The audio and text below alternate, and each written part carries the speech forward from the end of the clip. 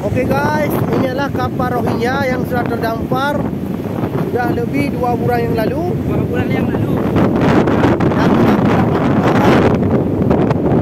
warga dari Myanmar Rohingya, mereka mencari suaka ke Aceh bersama YouTuber Choki De Choki.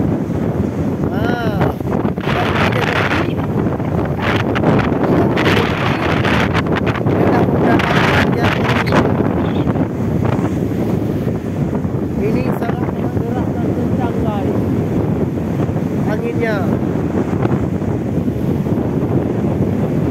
Jangan lupa like dan subscribe channel Aceh Esperanto Sosiu.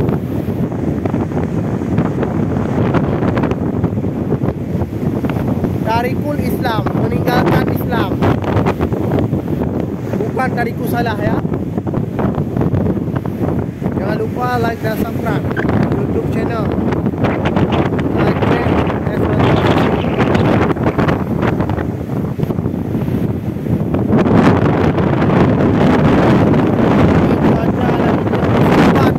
Angin kencang.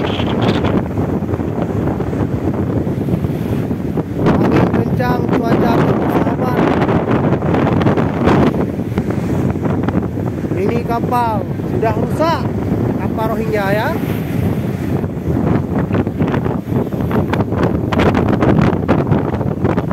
Halo, jangan lupa like, comment, dan subscribe. Beliau adalah YouTuber. Nama channel YouTube-nya Choki De Choki.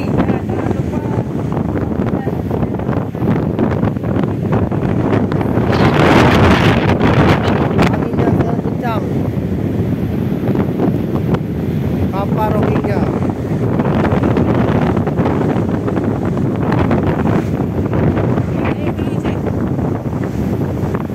Bueno, weh. Di. Dah deh. Oh. Gak bayar HP.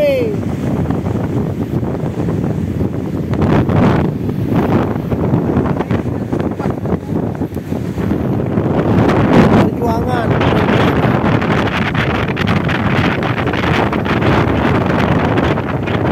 Perjuangan.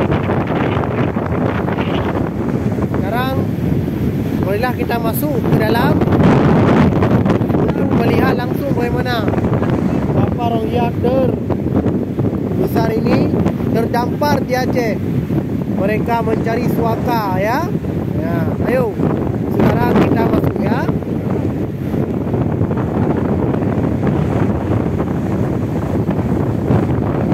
Jangan lupa like dan subscribe YouTube channel Aceh.